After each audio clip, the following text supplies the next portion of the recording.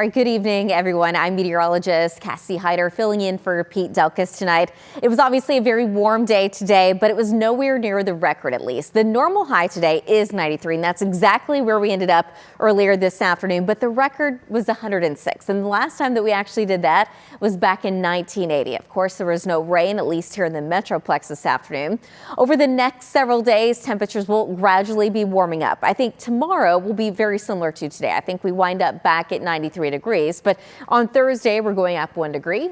On Friday, another degree, and by this weekend, well, we're going to be climbing into the upper 90s, it looks like. But the heat indices, they're going to kind of hang out around 100 degrees tomorrow. I think heat indices only make it into the upper 90s, but we're going to be feeling more like 100 degrees at its peak by the time we get into Thursday afternoon, then kind of hovering right around 100 degrees a few days after that. In the meantime, it's pretty quiet outside. You can kind of see the storms in the distance, though. This is our Fort Worth camera. Temperatures right now are in the upper 80s, but we still have a heat index right now of 93 degrees, and it's a little breezy. That wind's out of the south. Right now we're seeing that gust at 21 miles an hour.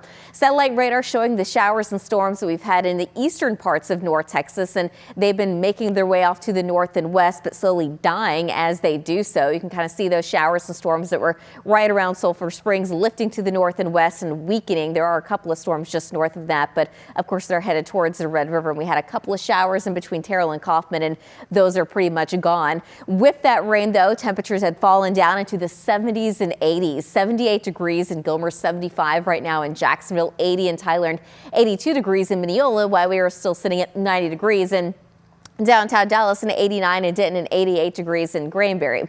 The dew point, that's been the problem. It's just been so humid, and it just makes it that much more oppressive. Dew points right now are in the 70s across the eastern half of North Texas, but the farther west you go, it is a little bit dry, still humid, but we're more or less looking at more 60. So after factoring that in, it still feels, even at this hour, at 94 degrees in Dallas, it feels like 93 in Waxahachie, and it feels like 95 in Paris. Overnight tonight, we're going to be staying warm. It's also going to be staying pretty muggy. The wind, it's going to be a lot lighter. It's going to be out of the south between about 5 to 10 miles an hour.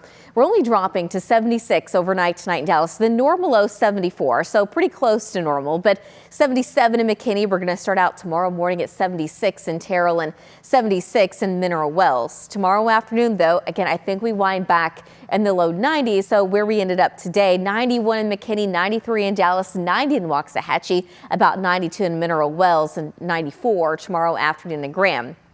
Our timecast keeps us very quiet tonight. After sunset, a lot of those showers and storms during the summer, they pretty much go away. And that's the exact same thing that's already happening. Overnight, very quiet, but by tomorrow morning and tomorrow afternoon, I think we're going to see a little bit more cloud cover.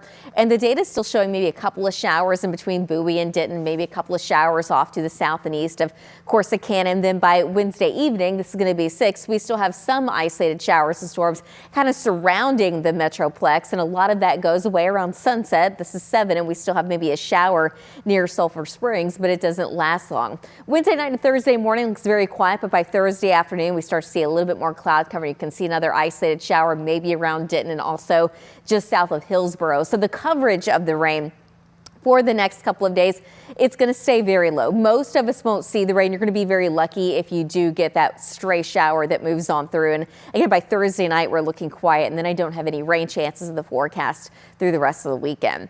So for tonight, we're going to be staying mostly clear. It's going to be warm. It's going to be muggy. Temperatures drop down into the middle 70s.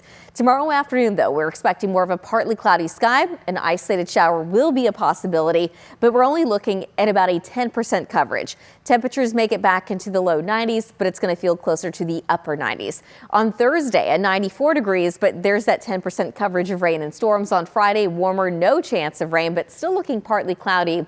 On Saturday and Sunday, we start to see a little bit more sunshine, calling it mostly sunny, but temperatures because of that are going to climb into the upper 90s with that south wind between about 10 to 20 miles an hour. On Monday, we're backing down a couple of degrees. We've got some more clouds moving in and at least a little less wind coming in out of the south. By this time we start July, though, July 1st, we've got another 10% coverage of rain and storms, and we keep that going on July 2nd. And over the past several days, it's been looking like there was going to be some sort of disturbance that moves through and brings the chance of rain and storms in early July. So far that is still there. So we'll see if that holds together. We'll have to fine tune it as we get closer. And then we're getting a little bit closer to the July 4th weekend. But that Thursday, we're looking dry 96. On July 4th itself, that Friday, 97 degrees. So if you do plan to be outside, obviously it's going to be very, very warm. But the silver lining is if you're going to be watching fireworks, their skies are going to be nice and clear. But it looks like it's going to be pretty hot and mostly dry from here on out. And speaking of hot, it was very hot today in some of the New England states and around New York. They reached around 100 degrees, and we have a big story on that, so check it out.